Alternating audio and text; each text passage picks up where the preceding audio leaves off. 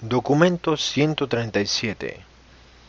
El tiempo de espera en Galilea. En las primeras horas de la mañana del sábado 23 de febrero del año 26 después de Jesucristo, Jesús descendió de las montañas para reunirse con el grupo de Juan, que acampaba en Pella.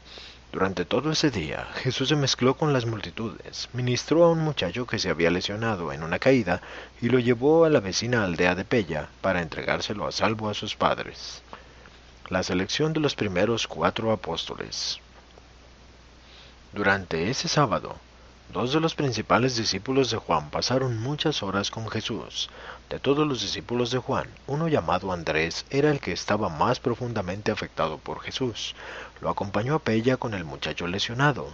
En el camino de vuelta al campamento de Juan le hizo a Jesús muchas preguntas y poco antes de llegar a su destino se detuvieron, conversando un rato, durante el cual dijo Andrés: Te observo desde que viniste a Cafarnaúm y creo que eres el nuevo maestro, y aunque no comprendo tus enseñanzas por completo, estoy plenamente decidido a seguirte. Me sentaré a tus pies y aprenderé toda la verdad sobre el nuevo reino. Jesús entonces, con cordial afirmación, recibió a Andrés como el primero de sus apóstoles. Ese grupo de 12 que trabajarían con él en la obra de establecer el nuevo reino de Dios en el corazón de los hombres. Andrés era un observador silencioso y creyente, sincero de la obra de Juan, y tenía un hermano muy capaz y entusiasta llamado Simón, que era uno de los principales discípulos de Juan. Se podría decir en verdad que Simón era uno de los partidarios más importantes de Juan.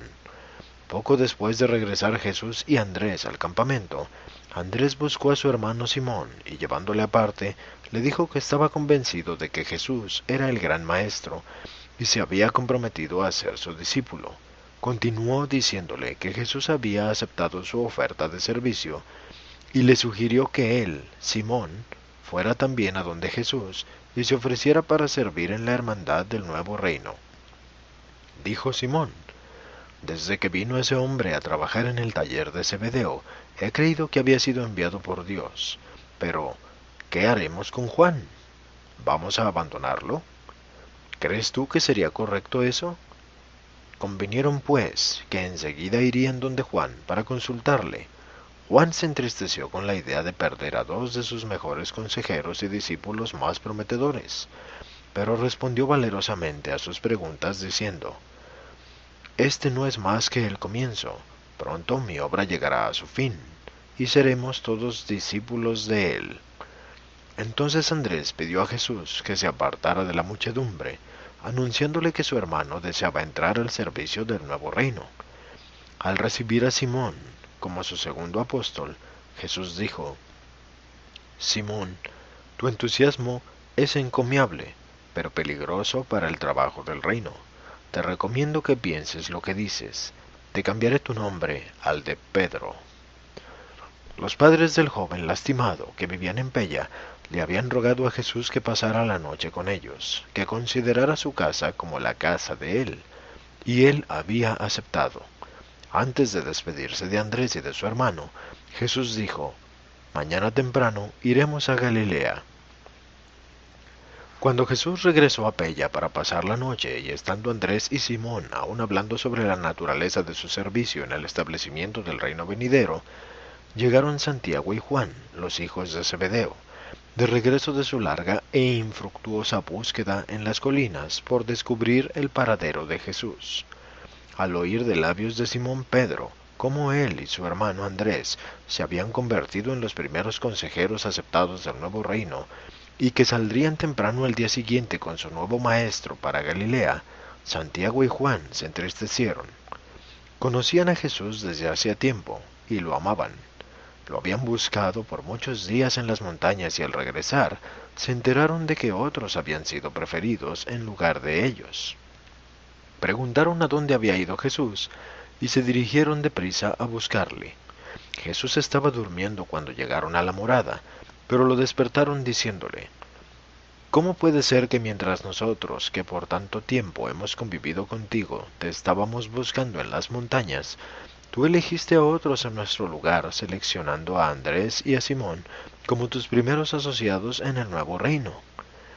Jesús les respondió: serenad vuestro corazón y preguntaos, ¿quién os mandó buscar al Hijo del Hombre cuando estaba ocupado con los asuntos de su Padre? Cuando relataron los detalles de su larga búsqueda en las montañas, Jesús siguió amonestándolos. Debéis aprender a buscar el secreto del nuevo reino en vuestro corazón y no en las colinas. Lo que buscabais ya estaba presente en vuestra alma. Por cierto, sois mis hermanos, no necesitáis ser recibidos por mí, ya estabais en el reino, y debéis estar de buen ánimo. Preparaos también para ir con nosotros a Galilea mañana. Se atrevió entonces Juan a preguntar, pero, Maestro, ¿seremos Santiago y yo tus asociados en el nuevo reino, igual que Andrés y Simón? Y Jesús, poniendo su mano sobre el hombro de cada uno de ellos, dijo, Hermanos míos, ya estabais conmigo en el espíritu del reino aún antes de que estos otros solicitaran ser recibidos. Vosotros, hermanos míos, no tenéis necesidad de solicitar entrada en el reino. Habéis estado conmigo en el reino desde el principio. Ante los hombres es posible que otros tomen precedencia sobre vosotros, pero en mi corazón yo os he contado en los concilios del reino, aún antes de que pensarais en pedírmelo. Aún así, podríais haber sido vosotros los primeros antes los hombres, si no os hubieseis ausentado para dedicaros a una tarea bien intencionada, pero impuesta por vosotros mismos, de buscar a aquel que no estaba perdido. En el reino venidero, no os preocupéis de lo que nutre vuestra ansiedad, preocupaos más bien en todo momento de hacer solamente la voluntad del Padre que está en el cielo. Santiago y Juan recibieron el regaño de buen modo, nunca más tuvieron envidia de Andrés y Simón, y se aprontaron pues con los otros dos apóstoles asociados a partir para Galilea a la mañana siguiente. Desde este día en adelante la palabra apóstol fue empleada para distinguir a la familia elegida de los consejeros de Jesús de la vasta multitud de discípulos creyentes que posteriormente le siguieron. Tarde esa noche, Santiago, Juan, Andrés y Simón se sentaron a conversar con Juan el Bautista, y con los ojos llenos de lágrimas, pero la voz serena, el fornido profeta judeo entregó a dos de sus mejores discípulos para que fueran los apóstoles del príncipe Galileo del reino venidero. La elección de Felipe y Natanael. En la mañana del domingo 24 de febrero del año 26 después de Jesucristo, junto al río cerca de Pella, Jesús se despidió de Juan el Bautista, a quien no volvería a ver nunca más en la carne. Ese día, al partir Jesús con sus 4 discípulos apóstoles hacia Galilea, había gran tumulto en el campamento de los seguidores de Juan. La primera gran división estaba a punto de ocurrir. El día anterior, Juan había hecho su pronunciamiento positivo a Andrés y a Esdras en el sentido de que Jesús era el libertador. Andrés decidió seguir a Jesús, pero Esdras rechazó al manso carpintero de Nazaret, proclamando a sus asociados, dice el profeta Daniel que el Hijo del Hombre vendrá envuelto en las nubes del cielo, en poder y gran gloria. Este carpintero Galileo, este constructor de barcas de Cafarnaúm, no puede ser el libertador. ¿Es posible que semejante don divino salga de Nazaret? Este Jesús es pariente de Juan, y por la bondad de su corazón ha sido engañado nuestro Maestro. Mantengámonos apartados de este falso Mesías. Cuando Juan regañó a Esdras por estos pronunciamientos, éste se separó, llevándose a muchos discípulos y dirigiéndose hacia el sur. Este grupo siguió bautizando en nombre de Juan y finalmente fundó una secta de los que creían en Juan, pero se negaban a aceptar a Jesús. Hasta el día de hoy aún queda en Mesopotamia un resto de este grupo. Mientras se producían estos disturbios en los seguidores de Juan, Jesús y sus 4 discípulos apóstoles adelantaban camino hacia Galilea. Antes de cruzar el Jordán para ir por el camino de Naín a Nazaret, Jesús, al posar la mirada sobre el camino, vio a un tal Felipe de Betsaida que venía hacia ellos con un amigo. Jesús conocía a Felipe de tiempo antes, y era éste también conocido de los 4 nobles apóstoles. Iba con su amigo Natanael a donde Juan, en Pella, para conocer más acerca del mentado advenimiento del reino de Dios, y se encantó de saludar a Jesús. Felipe admiraba a Jesús desde que éste vino a Cafarnaúm, pero Natanael, que vivía en Canaán, de Galilea, no conocía a Jesús. Felipe se aproximó pues para saludar a sus amigos, mientras Natanael descansaba bajo la sombra de un árbol a la orilla del camino. Pedro llevó aparte a Felipe y le explicó que ellos, refiriéndose a él, Andrés, Santiago y Juan, acababan de asociarse con Jesús en el nuevo reino, e instó a Felipe con apremio que se alistara también como voluntario para este servicio. ¡Qué dilema para Felipe! ¿Qué hacer? Aquí, qué sopetón, junto al camino, cerca del Jordán. Se le planteaba para su resolución inmediata la decisión más importante de su vida. A esta altura se encontraba sumido en conversación intensa con Pedro, Andrés y Juan, mientras Jesús trazaba para Santiago el itinerario de viaje a través de Galilea hasta Cafarnaúm. Finalmente, le sugirió Andrés a Felipe: ¿por qué no le preguntas al maestro? Repentinamente despertó Felipe a la idea de que Jesús era un hombre, posiblemente el Mesías, y decidió que aceptaría la decisión de Jesús en este asunto, y fue derecho a él, preguntándole: Maestro, ¿debo descender donde Juan o unirme a mis amigos que te siguen? Jesús le respondió: Sígueme. Felipe se emocionó con la seguridad de que había encontrado al liberador. Con un gesto, indicó Felipe a sus amigos que aguardaran un momento mientras él se dirigía apresuradamente a contarle la nueva de su decisión a su amigo Natanael, quien permanecía sentado debajo de la morera, reflexionando sobre las muchas cosas que había oído respecto de Juan el Bautista, el reino venidero y el Mesías esperado. Felipe interrumpió su meditación exclamando: He encontrado al libertador, aquel de quien escribieron Moisés y los profetas, y a quien Juan ha proclamado. Natanael levantó la vista e inquirió: ¿de dónde viene este maestro? Felipe le replicó: es Jesús de Nazaret, el hijo de José el carpintero, recientemente residente de Cafarnaúm. Muy sorprendido preguntó Natanael: ¿puede algo tan bueno venir de Nazaret? Pero Felipe, tomándole del brazo, le dijo: ven y ve. Condujo pues Felipe a Natanael donde Jesús, quien mirando benignamente el rostro de este incrédulo honesto, dijo: He aquí un auténtico israelita, en quien no hay engaño.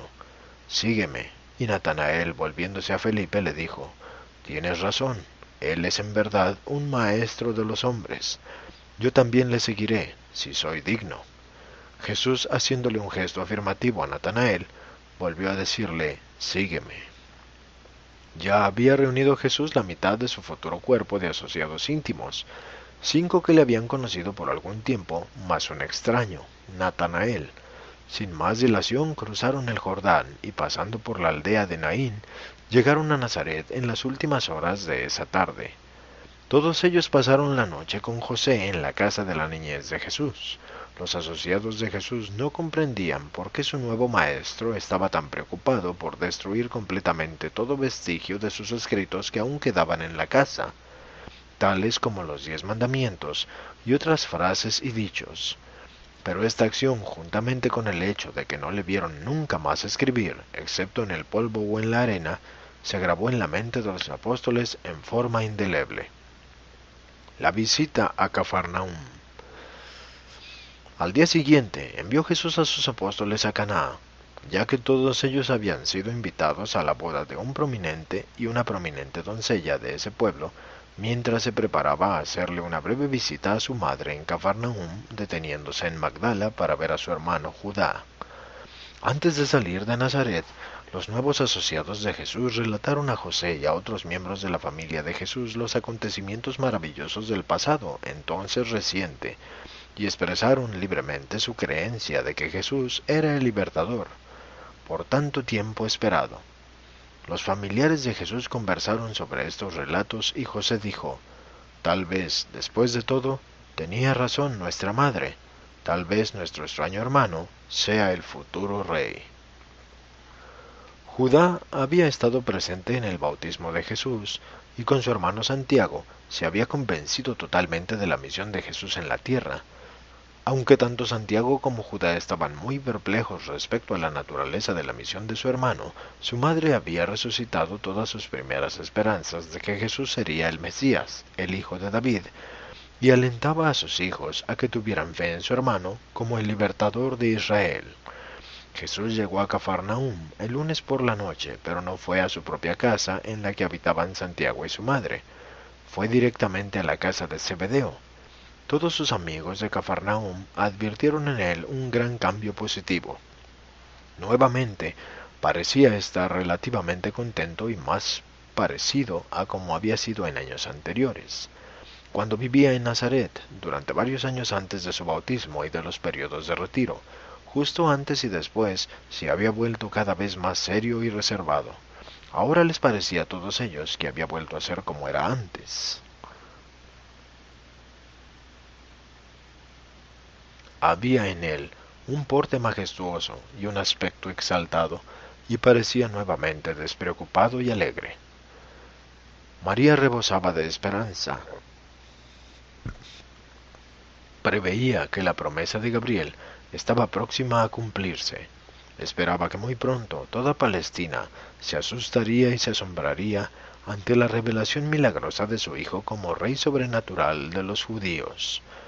Pero a las muchas preguntas de su madre, Santiago, Judá y Zebedeo, Jesús solamente replicaba sonriendo: «Es mejor que me quede aquí por algún tiempo. Debo hacer la voluntad de mi Padre que está en el cielo».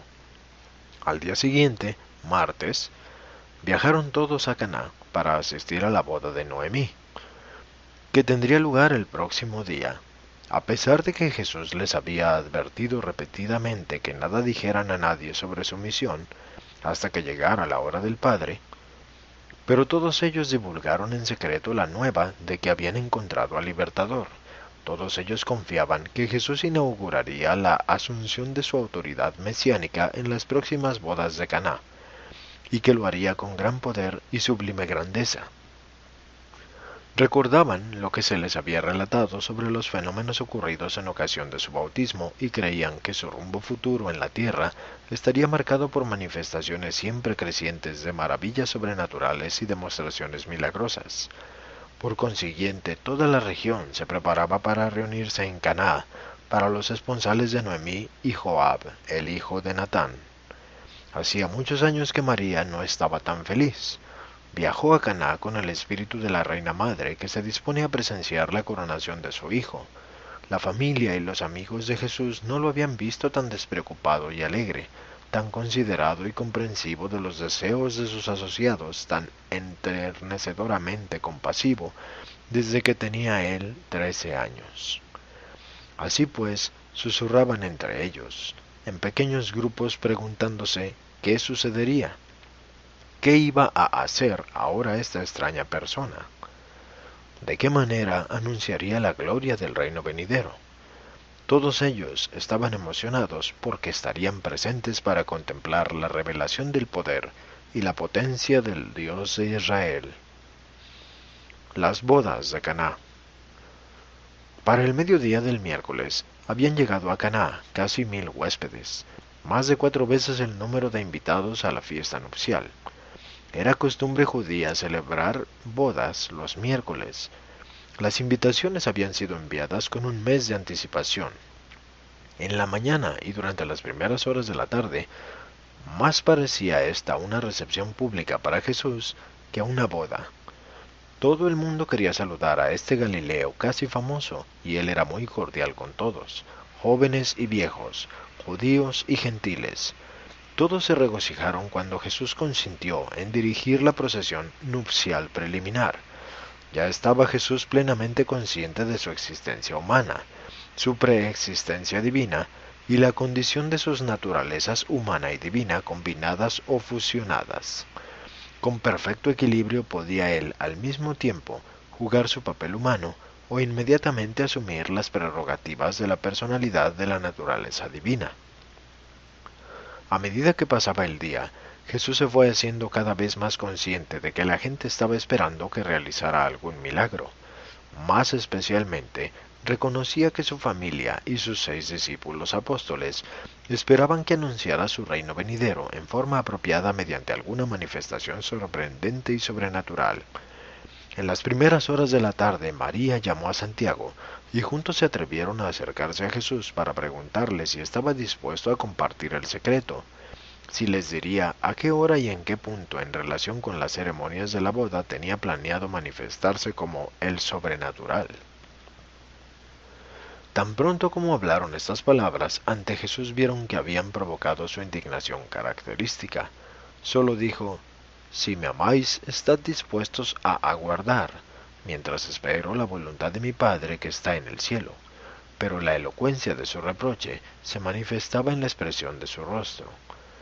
Esta acción de su madre mucho desilusionó a Jesús, y también al Jesús humano, y mucho le pesó su propia reacción a la sugerencia de ella de que se permitiera una demostración exterior de su divinidad. Era esa precisamente una de las cosas que él había decidido tan recientemente, durante su retiro en las montañas, no hacer. Por varias horas María estuvo muy deprimida. Le dijo a Santiago: «No puedo comprenderle. ¿Qué significa todo esto? ¿Es que no ha de acabar nunca su extraña conducta?». Santiago y Judá trataron de consolar a su madre, mientras que Jesús se retiraba para pasar en soledad una hora. Pero regresó a la fiesta y nuevamente se mostró animado y alegre. La ceremonia nupcial proseguía en medio de un silencio de expectativa, pero se terminó sin que el huésped honrado hiciera un gesto ni pronunciara una sola palabra. Entonces se susurró que el carpintero, el constructor de barcas, anunciado por Juan como el Libertador, mostraría su poder durante las festividades de la noche, quizás en la cena nupcial. Pero toda esperanza de tales demostraciones fue borrada de la mente de los 6 discípulos apóstoles cuando los juntó un momento antes de la cena nupcial y con gran intensidad les dijo: «No penséis que he venido a este lugar para obrar milagros para la gratificación de los curiosos o para convencer a los incrédulos. Más bien, estamos aquí para esperar la voluntad de nuestro Padre que está en el cielo». Pero al ver María y los demás a Jesús en consulta con sus asociados, se persuadieron plenamente de que algo extraordinario estaba por ocurrir, y todos se sentaron a disfrutar de la cena nupcial y de la buena compañía en un ambiente festivo. El padre del novio había provisto vino abundante para todos los huéspedes e invitados a la fiesta nupcial, pero ¿cómo iba él a imaginarse que la boda de su hijo habría de convertirse en un acontecimiento tan íntimamente asociado con la esperada manifestación de Jesús como el libertador mesiánico? Estaba encantado de tener el honor de contar al célebre Galileo entre sus huéspedes, pero antes de que la cena nupcial llegara a su término, los criados le trajeron la desconcertante noticia de que el vino se estaba acabando. Cuando ya se había acabado la cena formal y los huéspedes paseaban por el jardín, la madre del novio le confió a María que la provisión de vino estaba exhausta, y María, con gran confianza, le dijo: «No os preocupéis, hablaré con mi hijo, él nos ayudará». Así pues, se atrevió ella a hablar a pesar del reproche de unas pocas horas antes. Por muchos años, María se había dirigido siempre a Jesús en busca de ayuda para todas las crisis de su vida hogareña en Nazaret, de manera que era tan solo natural que ella pensara en acudir a él en ese momento. Pero esta madre ambiciosa tenía otros motivos al acudir a su hijo primogénito en esta ocasión. Jesús estaba de pie a solas en un rincón del jardín, cuando se le acercó su madre y le dijo: «Hijo mío, no tienen vino». Y Jesús le respondió: «Mi buena mujer, ¿qué tengo yo que ver con eso?». María dijo: «Pero yo creo que tu hora ha llegado. ¿No puedes tú ayudarnos?». Jesús replicó: «Nuevamente declaro que no he venido para hacer las cosas de esa manera. ¿Por qué me atribulas otra vez con estos asuntos?».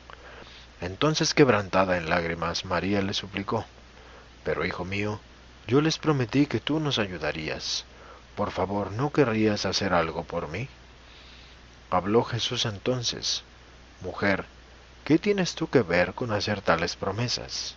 Cuídate de no volverlas a hacer. Debemos en todas las cosas esperar la voluntad del Padre que está en el cielo. María, la madre de Jesús, estaba desesperada, estaba aturdida. Al verla parada frente a él, inmóvil, con el rostro bañado de lágrimas, el corazón humano de Jesús se inundó de compasión por la mujer que le había dado el ser en la carne, e inclinándose hacia adelante, apoyó tiernamente la mano sobre su cabeza diciéndole, Basta, basta, Madre María, no llores por mis palabras, aparentemente duras, porque ¿no te he dicho muchas veces que he venido solamente para hacer la voluntad de mi Padre Celestial? Con cuánta alegría haría yo lo que me pides si fuera parte de la voluntad de mi Padre. Y Jesús se detuvo de pronto vacilando. María pareció percibir que estaba sucediendo algo. Le arrojó impulsivamente los brazos al cuello, lo besó y corrió hasta donde estaban los criados diciendo, Lo que mi hijo os diga, así lo haréis. Pero Jesús no dijo nada, se daba cuenta de que él ya había dicho, o más bien, había deseado demasiado. María danzaba de júbilo, no sabía cómo se produciría el vino, pero confiaba en que finalmente había persuadido a su hijo primogénito a afirmar su autoridad, atreverse a manifestarse y reclamar su posición y exhibir su poder mesiánico. Y debido a la presencia y a la asociación de ciertos poderes y personalidades universales que todos los allí presentes ignoraban completamente, ella no habría de ser defraudada. El vino que deseaba María y que Jesús, el Dios hombre, humana y compasivamente también había deseado, se estaba produciendo. Había allí cerca 6 grandes vasijas de piedra llenas de agua, con capacidad para unos 80 litros cada una. El agua estaba destinada a las ceremonias finales de purificación de la celebración nupcial. La conmoción de los criados alrededor de estas enormes vasijas de agua, bajo la atareada dirección de su madre, atrajo la atención de Jesús, que al acercarse observó que estaban vertiendo vino en jarras de las ánforas de agua. Gradualmente, Jesús se fue dando cuenta de lo que había sucedido. De entre todas las personas que estaban presentes en la fiesta matrimonial de Caná, Jesús era el que más sorprendido estaba. Otros habían esperado que él obrara un prodigio, pero eso era precisamente lo que él se había propuesto no hacer. Y recordó entonces el Hijo del Hombre la admonición de su ajustador del pensamiento personalizado en las montañas. Recordó que el ajustador le había advertido acerca de la incapacidad de todo poder o personalidad de privarlo de su prerrogativa creadora de ser independiente del tiempo. En esta ocasión, los transformadores del poder, los seres intermedios y todas las demás personalidades requeridas estaban reunidas junto al agua y a los otros elementos necesarios, y en presencia del deseo expreso del soberano creador del universo, no había forma de evitar la aparición instantánea del vino. Este acontecimiento se confirmaba doblemente, pues el ajustador personalizado había significado que la ejecución del deseo del Hijo no representaba en modo alguno una contravención de la voluntad del Padre. Pero este no fue en ningún sentido un milagro, no se había modificado, abrogado, ni trascendido ninguna ley de la naturaleza. No sucedió nada sino la abrogación del tiempo, en asociación con la acumulación celestial de los elementos químicos que se requieren para la elaboración del vino. En Caná, en esta ocasión, los agentes del Creador hicieron vino tal como lo hacen mediante procesos naturales ordinarios, excepto que lo hicieron independientemente del tiempo y con la intervención de las agencias sobrehumanas en cuanto a acumular en el espacio los ingredientes químicos necesarios. Además, era evidente que la realización de este llamado milagro no era contrario a la voluntad del Padre del Paraíso, pues de otra manera no hubiera ocurrido, ya que Jesús se había sometido en todas las cosas a la voluntad del Padre. Cuando los criados llevaron este nuevo vino y se lo ofrecieron al padrino, el maestro de ceremonias, y cuando lo hubo probado, se dirigió al novio diciéndole, es costumbre servir el buen vino primero, y cuando los huéspedes han bien bebido, ofrecer el fruto inferior de la vid. pero tú has guardado el mejor vino para la culminación de la fiesta. María y los discípulos de Jesús, muchos se regocijaron ante el supuesto milagro, que pensaban que Jesús había llevado a cabo intencionalmente. Pero Jesús se retiró a un rincón solitario del jardín y se puso a meditaciones serias durante breves momentos. Finalmente, decidió que el episodio estaba más allá de su control personal bajo las circunstancias en que se produjo, y no siendo adverso a la voluntad de su padre, era inevitable. Cuando apareció nuevamente entre los invitados, todos lo contemplaron con temor, todos creían en él como el Mesías, pero Jesús estaba dolorosamente perplejo, sabiendo que creían en él solo debido al suceso extraño que inadvertidamente habían presenciado. De nuevo, se retiró Jesús a la azotea de la casa para meditar sobre los sucesos que acababan de pasar. Ya comprendía Jesús plenamente que debería mantenerse continuamente en guardia para que sus sentimientos de simpatía y lástima no produjesen una repetición de episodios de esta naturaleza. Sin embargo, muchos eventos semejantes ocurrieron antes de que el Hijo del Hombre se despidiera definitivamente de su vida mortal en la carne. De regreso a Cafarnaúm. Aunque muchos de los invitados se quedaron durante toda la semana de festividades nupciales, Jesús con los recién elegidos discípulos apóstoles, Santiago, Juan, Andrés, Pedro, Felipe y Natanael, partieron muy de mañana para Cafarnaúm, alejándose sin despedirse de nadie. La familia de Jesús y todos sus amigos en Caná estaban muy afligidos por la repentina desaparición de Jesús y Judá, su hermano menor. Este salió en busca de Jesús, y sus apóstoles fueron directamente a la casa de Zebedeo en Betsaida. Durante este viaje, habló Jesús de muchas cosas de importancia para el reino venidero con sus asociados recién elegidos, y les advirtió especialmente que no mencionaran la conversación del agua en vino. También les advirtió que evitaran las ciudades de Séforis y Tiberias en su trabajo futuro. En esa noche después de la cena, en la casa de Zebedeo y Salomé, se celebró una de las conferencias más importantes de toda la carrera terrenal de Jesús. En esta reunión solo estuvieron presentes los 6 apóstoles. Judá llegó en el momento en que estaban por separarse. Estos 6 hombres elegidos habían venido desde Caná a Betsaida con Jesús, caminando como sobre nubes. Estaban pletóricos de esperanza y conmovidos con la idea de haber sido seleccionados para ser los asociados íntimos del Hijo del Hombre. Pero cuando Jesús les aclaró quién era Él, y cuál habría de ser su misión en la tierra y cómo acabaría tal vez, se quedaron pasmados. No podían entender lo que les estaba diciendo. Se quedaron mudos. Aún Pedro estaba anonadado de manera indescriptible. Solo Andrés, el pensador profundo, se atrevió a replicar a las palabras que Jesús había pronunciado a la manera de consejo. Cuando percibió Jesús que ellos no comprendían su mensaje, cuando vio que sus ideas sobre el Mesías judío estaban completamente cristalizadas, los mandó a descansar mientras caminaba conversando con su hermano Judá. Antes de despedirse, Judá de Jesús le dijo con gran sentimiento: «Mi padre hermano, nunca te he comprendido». No sé de cierto si eres lo que mi madre nos ha enseñado, y no comprendo plenamente el reino venidero, pero sé de seguro que eres un poderoso hombre de Dios.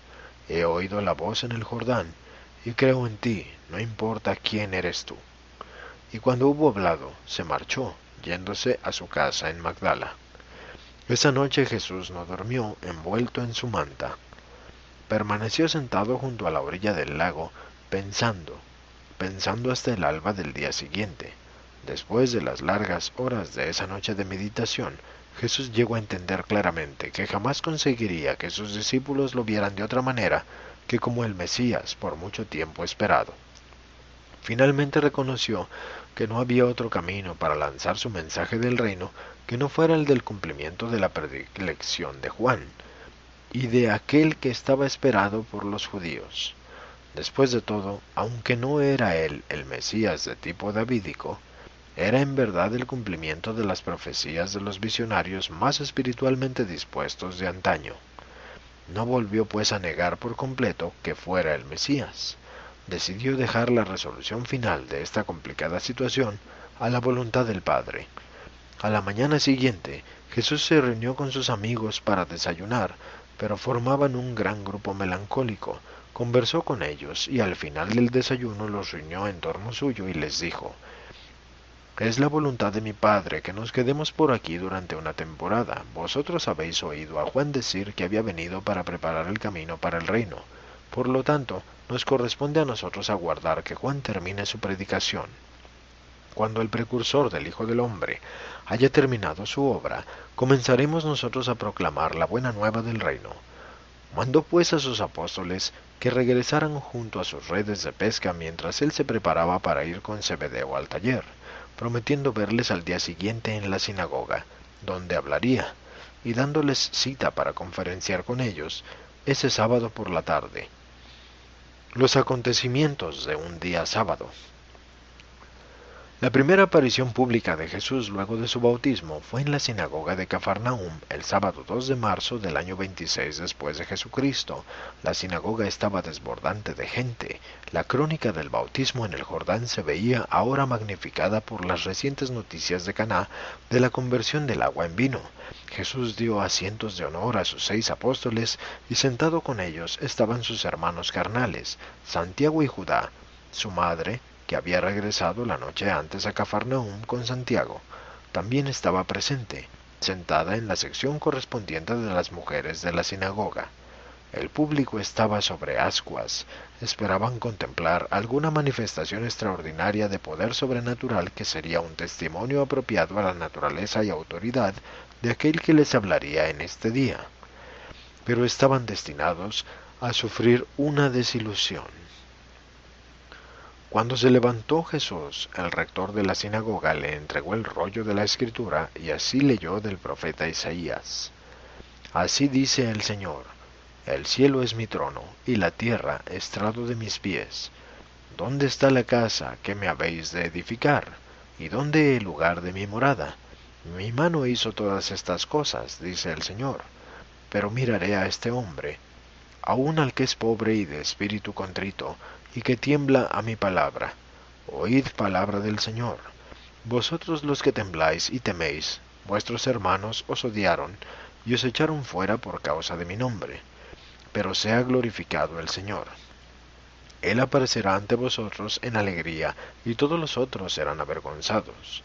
Una voz de la ciudad, voz del templo, voz del Señor, dice: Antes que estuviese ella de parto, antes que le viniesen dolores, dio a luz a un hijo varón. ¿Quién oyó cosa semejante? ¿Concebirá la tierra en un día? ¿O puede una nación nacer de una vez? Pero así dice el Señor: He aquí que extenderé la paz como un río, y la gloria hasta de los gentiles será como un torrente que fluye. Como aquel a quien consuela su madre, así os consolaré yo a vosotros. Y aun en Jerusalén seréis consolados, y cuando veréis estas cosas, se alegrará vuestro corazón. Para cuando terminó de leer, Jesús le devolvió el rollo a su custodio. Antes de sentarse, dijo simplemente: Sed pacientes y veréis la gloria de Dios. Del mismo modo será con todos los que aguardan conmigo y aprenden así a hacer la voluntad de mi Padre que está en el cielo. La gente se fue a sus casas preguntándose qué significaba todo esto. Esa tarde Jesús y sus apóstoles, con Santiago y Judá, entraron en una barca y se alejaron un poco de la orilla y echaron ancla mientras él les hablaba acerca del reino venidero. Luego comprendieron más que habían entendido la noche del jueves. Jesús les mandó que se ocuparan de sus deberes regulares hasta que llegara la hora del reino, y para alentarlos dio el ejemplo regresando regularmente a su trabajo en el astillero. Al explicarles que habrían de pasar 3 horas por noche estudiando y en preparación para su trabajo futuro, Jesús añadió: Permaneceremos por aquí hasta que el Padre me mande llamaros. Cada uno de vosotros debe regresar a su trabajo de costumbre, como si nada hubiera sucedido. No le habléis a ningún hombre de mí, y recordad que mi reino no ha de venir con estruendo y pompa, sino más bien vendrá mediante el gran cambio que forjará mi Padre en vuestro corazón y en el corazón de aquellos que sean llamados a unirse a vosotros en los concilios del reino. Sois ahora mis amigos, confío en vosotros y os amo. Pronto seréis mis asociados personales. Sed pacientes, sed tiernos, sed siempre obedientes a la voluntad del Padre. Preparaos para el llamado del reino. Aunque experimentaréis gran gozo en el servicio de mi Padre, debéis también preparaos para las dificultades, porque os advierto que será sólo con mucha tribulación que muchos entrarán en el reino. Pero para los que hayan hallado el reino, su gozo será completo y serán llamados los benditos de toda la tierra. Pero no abriguéis falsas esperanzas, el mundo se tropezará con mis palabras. Aun vosotros, amigos míos, no percibís plenamente lo que estoy desplegando ante vuestras mentes confusas. No os equivoquéis, trabajaremos para una generación que busca signos. Demandarán que haga milagros como prueba de que soy el enviado de mi Padre, y serán lentos en reconocer las credenciales de mi misión en la revelación del amor de mi Padre. Esa noche, cuando volvieron a la tierra firme, antes de irse cada cual por su rumbo, Jesús oró, de pie a las orillas del agua.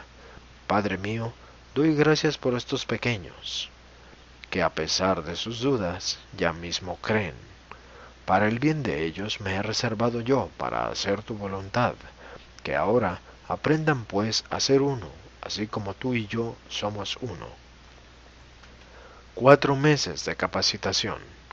Durante 4 largos meses, de marzo, abril, mayo y junio, continuó este compás de espera. Jesús celebró más de 100 sesiones de capacitación largas e intensas, aunque también llenas de alegría y gozo, con estos 6 asociados y su propio hermano, Santiago. Debido a enfermedad en su familia, Judá rara vez podía asistir a estas clases. Santiago, el hermano de Jesús, no perdió la fe en él, pero María durante estos meses de postergación e inacción casi llegó a desesperar de su hijo. Su fe, que había alcanzado tales alturas en Caná, se hundía hasta los niveles más bajos. Sólo atinaba a recurrir a su exclamación tan frecuentemente repetida: «No alcanzo a comprenderlo. No me puedo imaginar qué significa todo esto». Pero la mujer de Santiago hizo mucho para fortalecer el valor de María. Durante estos 4 meses, estos 7 creyentes, uno de ellos su propio hermano carnal, estaban conociendo a Jesús, estaban acostumbrándose a la idea de vivir con este Dios hombre, aunque le llamaban rabino, estaban aprendiendo a no temerle. Jesús poseía esa gracia inigualable de la personalidad que le permitía vivir entre ellos, sin desalentarlos con su divinidad. Encontraban que ser amigos de Dios, Dios encarnado en la semejanza de carne mortal, les resultaba sumamente fácil. Este compás de espera fue una fuerte y dura prueba para todo el grupo de creyentes. Nada, absolutamente nada milagroso sucedió. Día tras día seguían haciendo ellos su trabajo ordinario. Noche tras noche se sentaban a los pies de Jesús y se mantenían unidos por su personalidad sin par y por las elocuentes palabras con que les hablaba noche tras noche. Este periodo de espera y enseñanza fue especialmente arduo para Simón Pedro. En repetidas ocasiones trató de persuadir a Jesús para que se lanzara a la predicación del reino en Galilea, mientras Juan seguía predicando en Judea. Pero la respuesta de Jesús a Pedro era siempre: «Ten paciencia, Simón, progresa.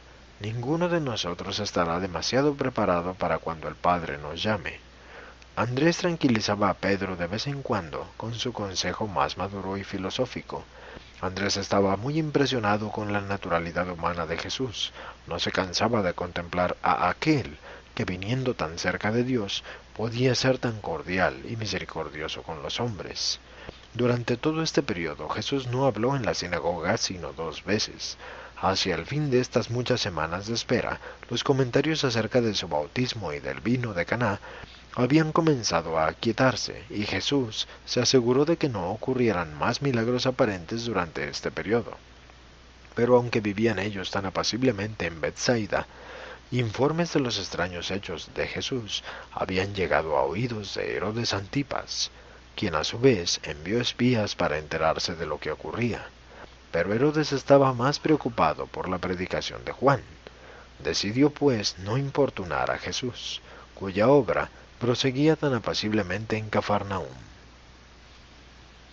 Durante este tiempo de espera, Jesús se esforzó en enseñar a sus asociados cuál debía ser su actitud hacia los varios grupos religiosos y partidos políticos de Palestina.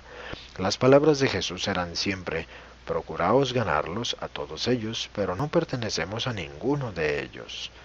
Los escribas y rabinos en conjunto eran llamados fariseos. Se referían a sí mismos como los asociados.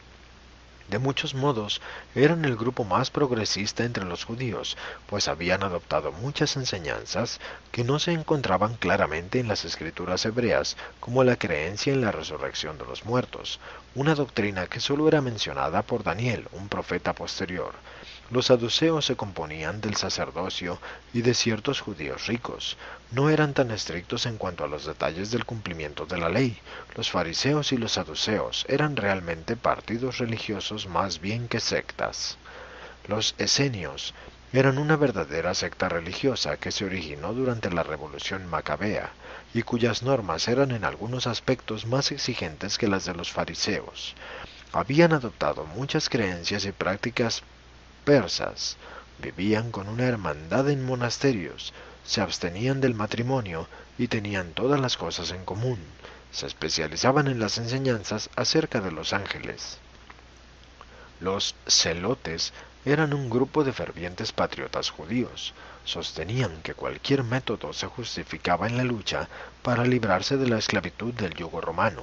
Los herodianos eran un partido puramente político que abogaba por la emancipación del gobierno directo de Roma mediante la restauración de la dinastía herodiana. En el centro mismo de Palestina vivían los samaritanos, con quienes los judíos no tenían trato, pese a que ellos mantenían muchos puntos de vista similares a las enseñanzas judías. Todos estos partidos y sectas, incluyendo la pequeña hermandad nazaria, creían en el advenimiento del Mesías. Todos esperaban al libertador nacional, pero Jesús fue muy preciso en aclarar que él y sus discípulos no se aliarían a ninguna de estas escuelas de pensamiento o práctica. El Hijo del Hombre no sería ni nazario ni esenio. Si bien Jesús posteriormente instruyó a los apóstoles que debían salir, tal como había hecho Juan, y predicar el Evangelio e instruir a los creyentes, hizo hincapié en la proclamación de la buena nueva del reino del cielo. Inculcó infatigablemente en sus asociados que debían mostrar amor, compasión y comprensión. Desde el principio enseñó a sus seguidores que el reino del cielo era una experiencia espiritual que tenía que ver con la entronización de Dios en el corazón de los hombres.